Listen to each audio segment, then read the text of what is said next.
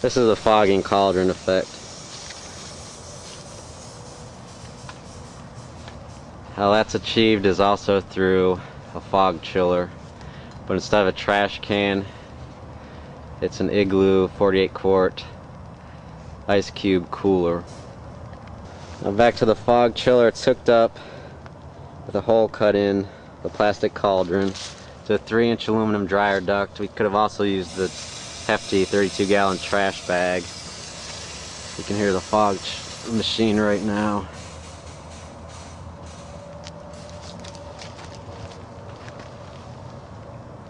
It's the fogging cauldron effect.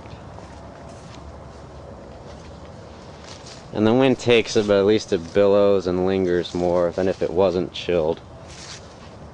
If you just hooked a fog machine up to it, you wouldn't get the boiling cauldron effect, or fogging cauldron effect.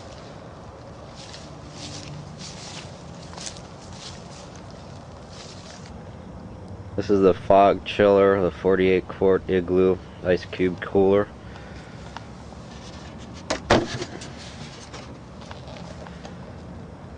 Filled with refrigerator ice cubes because they don't stick together as much as what you get from the store. And this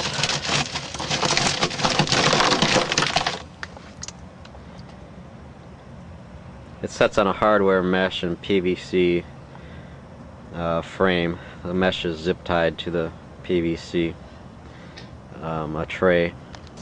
There you can see the hardware mesh tray and the zip tie to pull it out if it has to be pulled out. And this ice tray is 2/3 from the bottom. There's a piece of PVC, 2-inch diameter PVC, and I also used what just came off. It's a weather stripping so the fog doesn't seep through the cracks in the lid. So the fog goes in from the fog machine, which is protected by the wastebasket. 3-inch gap between the fogger nozzle, which is centered, to the 2-inch PVC. Used a hole saw, 2 3/8-inch hole saw, to drill through the cooler. 90-degree elbow, and the fog goes up just like that. It hits this lid, it expands, it's forced down through the ice where it's chilled. The ice is about 1 to 2 inches thick. The top of this is about 1 inch from the closed lid, inch and a half, so the ice level is about like that. And then it exits. There's no 90-degree angle, it's just a straight PVC, 2-inch PVC at the bottom. And then it goes into aluminum dryer duct. Or it could have the trash bag attached. In either case, it would come out chilled instead of hot from the fogger. And that's the reason for the fog chiller. And that's the effect, that's how it works. You can see it billows. If it wasn't chilled, it wouldn't billow, it wouldn't linger. And it wouldn't roll over the sides, it just shoots straight up. And in combination with a mini mister inside with the tap water, it gives a pretty decent effect. This is based on a Vortex fusion design. Somebody on the internet sells them.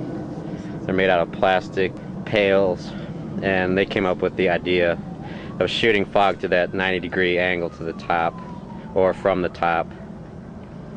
And that seems to give the fog a chance to expand and go through the separate chamber of ice.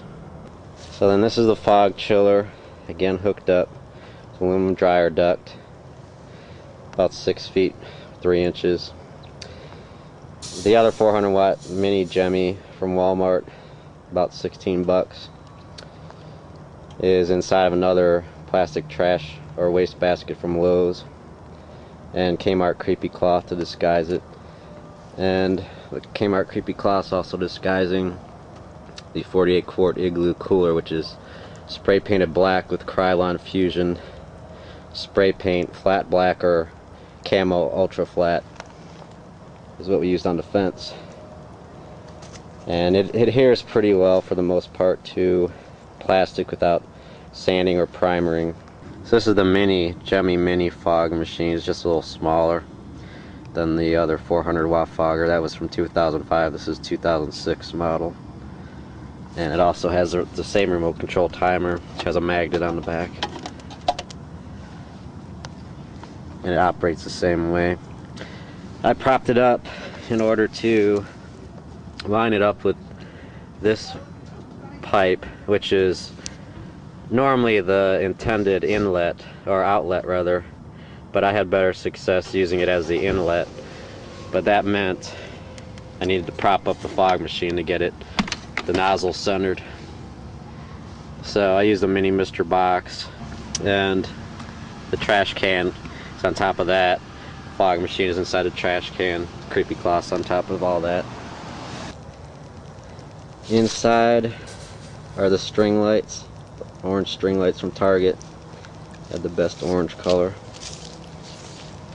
Inside that is a cauldron that's a little taller than it is round, filled with tap water, and a mini mister from eBay. 20 bucks off eBay shipped, and otherwise 30 bucks at the Halloween stores. And what that does is it just keeps the effect going. And I used a coat hanger and bent it because it doesn't float in water, and that supports the mini mister, which has a sensor on it if the water level gets too low. But it worked all night for a couple hours. So when the fog machine's not on, that picks up the slack and continues the effect pretty good. And I had a Halloweekends cup of tap water just in case I needed to add it to the mini mister, because if it's below the sensor level it shuts off.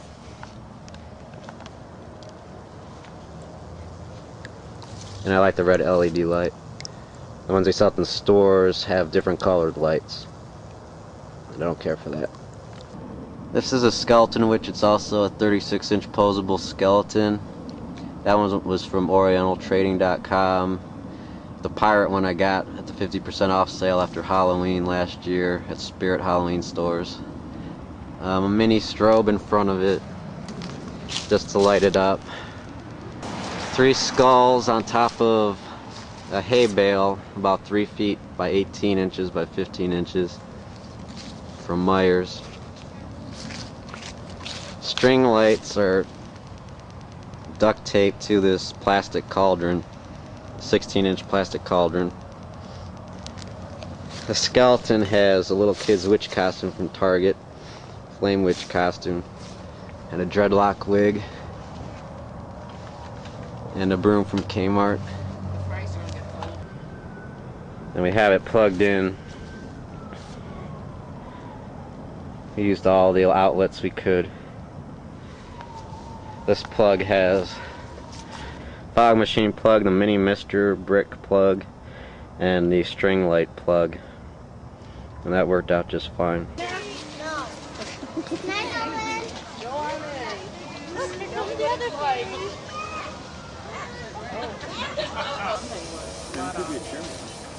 you tell him? Oh, well, today wasn't that bad, but one teenage high school girl asked